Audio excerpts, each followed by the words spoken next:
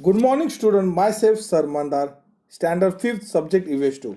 Students, previous lecture के यानी कि हमने कल पढ़ा था lesson number 7 from shelter to village settlement. उसमें हमने पढ़ा था first point shelter, second point हमने पढ़ा था सीजनल कैंप, और आज हम लर्न करेंगे विलेज सेटलमेंट। ओके स्टूडेंट्स, तो आज हम देखेंगे 7.3 village settlement. So let's start. 7.3 Village Settlement. The way of life of humans in the New Stone Age was completely different from that of humans in the Old Stone Age and Middle Stone Age. New stone age की life completely different थी, अलग थी। किससे? Old stone age और middle stone age से। As during this period humans became producer of food grains. जैसे ही वक्त बीतने गया तो वो फूड ग्रेन्स को भी प्रोड्यूस करने लगे, फूड ग्रेन्स को भी उगाने लगे। The beginning of cultivation is a characteristic of the culture of the new stone age. हाँ, new stone age cultivation characteristic यानी कि वो फार्मिंग भी करने लगे, खेती बाड़ी भी करने लगे। कौन? New stone as. In the hunting and gathering way of life, it is necessary to keep moving all the time. अगर आपको हंटिंग करनी है, जमा कुछ करना है, तो आपको एक जगह से दूसरी जगह आपको मूव करना है। ऐसा ये करते थे अगर आपको हंटिंग करनी होगी तो। However, agriculture makes it possible to store food and use it over a longer period. हाँ, अगर हम खेती करते हैं और कुछ अनाज उगता है तो हम उसको स्टोर कर सकते हैं बहुत लंबे समय के लिए। ये भी उन्होंने सीखा था। Hence, there is no need to keep moving constantly. तो हमें एक जगह पे दूसरे जगह पे जाने नहीं लगेगा अगर हमने कुछ स्टोर किया हुआ फूड होगा तो। ऐसा उन लोग ने सोचा था। Moreover, the nature of agriculture work made it necessary to stay in one place. तो ज्यादा करके वो एग्रीकल्चर कुछ काम करते तो वो एक जगह पे ही रुकते थे। Therefore, people established permanent village settlement and lived in them generation after generation. फिर उन लोगों ने क्या किया? परमानेंट वहां पे रहने लगे और जनरेशन जैसे वो बढ़ाते गए और वो परमानेंट उन्होंने उनका विलेज सेटलमेंट किया। जैसे ग्रुप में रहते थे, उन्होंने अपने विलेज उधर एक गांव बना दिया। In the next lesson we shall review the social organisation and the culture of this village settlement. तो नेक्स्ट लेसन में हम देखेंगे इनके जो इन्होंने विलेज सेटलमेंट किया, उनके सोशल ऑर्गेनाइजेशन एंड कल्चर क्या क्या है। सो स्टूडेंट्स, आज का पॉइंट इतना ही था, 7.3 विलेज सेटलमेंट। स्टूडेंट्स, इसके बाद आपको जो मैंने कल सिखाया था वो उसका वापस से रिवीजन होगा। आपको वो वीडियो ये वीडियो में अटैच होगा, वापस से आपको एक रिवाइज होगा, तो एक साथ फुल लेसन आपको मिल जाएगा। ठीक है? तो स्टूडेंट्स, वापस से एक बार आपका रिवीजन करना है ये पॉइंट खत्म होने के बाद। ओके स्टूडेंट्स, ये है reconstruction of a village settlement new stone age. New stone age ने विलेज सेटलमेंट कैसे बनाया था। ओके, इसका वो पिक्चर है विलेज सेटलमेंट का।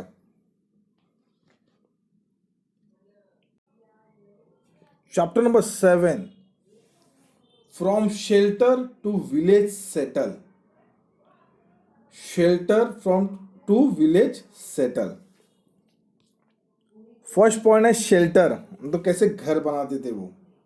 सेकेंड है सीजनल कैंप, कैसे कैंप करते थे, कैंप लगाते थे। और थर्ड इज विलेज सेटलमेंट्स, कैसे गांव बनाया। तो फर्स्ट देखेंगे हम 7.1 shelter.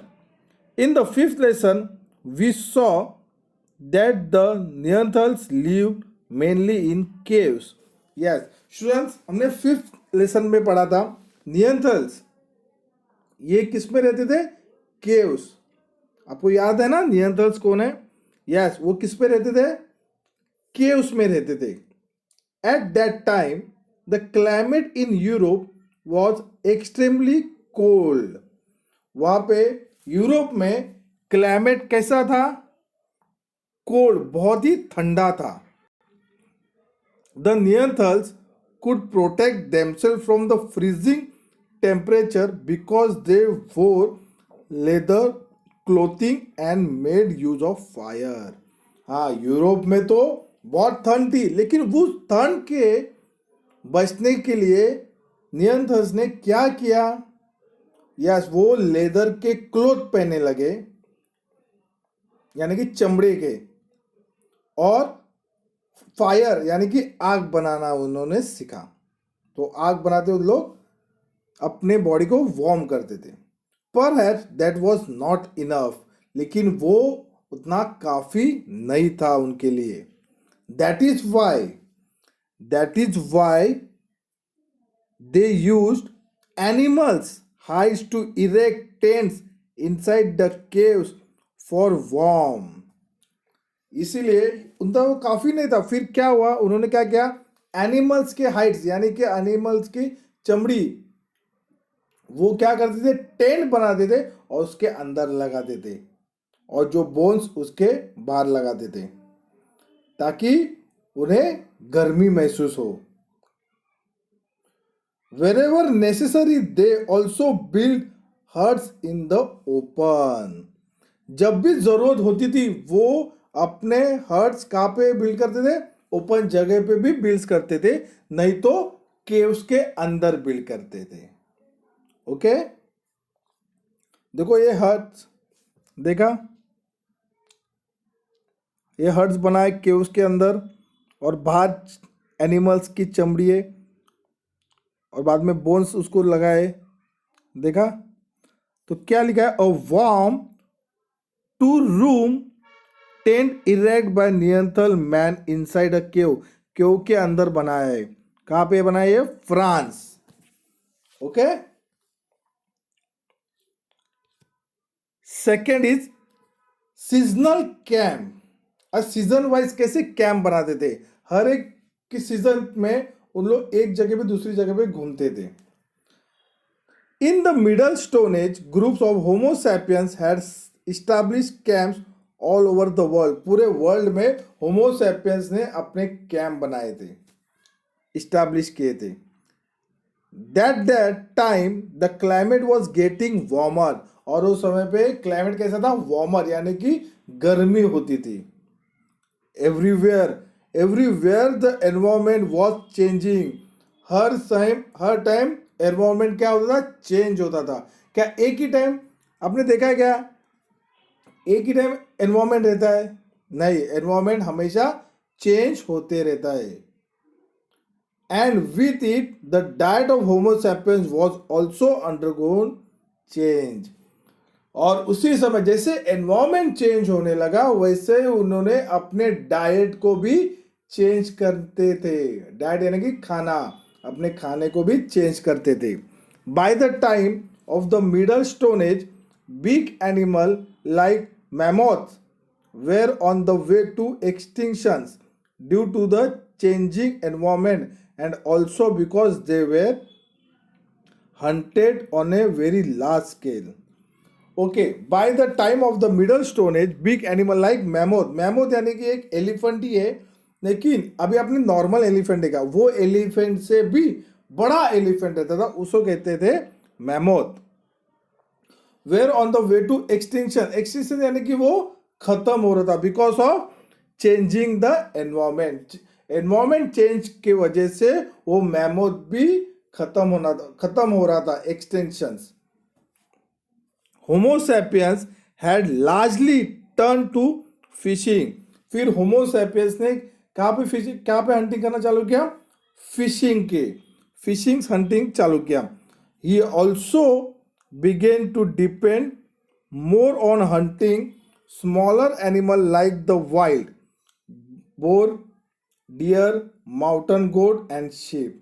देखो वो picture mammoth, this is the mammoth. देखा वो एलिफेंट से भी बड़ा एलिफेंट है, उसे कहते हैं मैमोथ।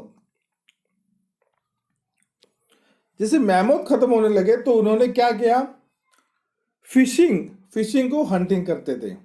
बाद में फिशिंग जैसे homo sapiens had largely turn to fishing, he has begun to depend more hunting, तो स्मॉलर से एनिमल को भी हंटिंग करने लगे। कौन से wild animal, boar, deer, mountain goat and sheep को भी। द चेंज डाइट पैटर्न, तो डाइट पैटर्न भी उनके चेंज होने लगे। Enable the group of homo sapiens to roam to far way region. वो क्या करते, होमो सैपियंस क्या करते, घूमते थे, एक जगह पे रुकते थे क्या, नहीं, वो घूमते थे यहाँ जगह से वहां जगह। They move they came to different place according to seasonal change. देखो पिक्चर है, ये एलिफेंट है, ओके। होमो सैपियंस इस जगह से उस जगह पे घूमते थे और टू अ सीजनल चेंज, जैसे सीजन चेंज होता था वो जगह से वो जगह पे जाते थे। There they harvest seasonal wild grains and gather seasonal fruits and roots. जैसे वो जिस सीजन में जाते थे तो उस सीजन में वो क्या करते थे, जैसे भी सीजन के फ्रूट्स या रूट्स मिलते थे वो गैदर करते थे, जमा करते थे। They would find out the best season for fishing and use the knowledge to their advantage. और उन्होंने खुद को नॉलेज आई कि कौन से सीजन में फिशिंग की ज्यादा एडवांटेज हम ले सकते थे, फिशिंग को, हंटिंग का, उनको वो भी नॉलेज आता हर एक सीजन का। By observation they discover the best hunting grounds for this season. और जैसे वो एक जगह पे रुकते तो वो खुद ऑब्जर्वेशन करते थे कि कौन से सीजन पे क्या मिलता है। For this reason they stayed in, देखो उन्होंने कैसे कैंप लगाए, reconstruction of a seasonal camp. जैसे ये कैंप है वैसे कैंप लगाए थे मिडल स्टोन एज ने, seasonal camp, this is called a seasonal camp. They stayed in one place for longer period, वो एक जगह पे ज्यादा करके रुकते थे। They clear jungles by filling trees and set up their seasonal camp in the clearing. वो जंगल के क्या करते थे, साफ करते थे, यानी कि जो झाड़ियाँ बिड़िया वो उसको काटते थे और अपने कैंप लगाते थे, सीजनल कैंप। देखो ये सीजनल कैंप है, ओके स्टूडेंट्स। तो कैसे नियंत्रण मैन और होमो सैपियंस कैसे करते थे, शेल्टर, फर्स्ट पॉइंट देखा था हमने शेल्टर, सेकंड पॉइंट देखा था सीजनल कैंप, और थर्ड पॉइंट है विलेज सेटलमेंट। वो हम पढ़ेंगे नेक्स्ट लेक्चर यानी कि कल, okay student. So stay home, stay safe.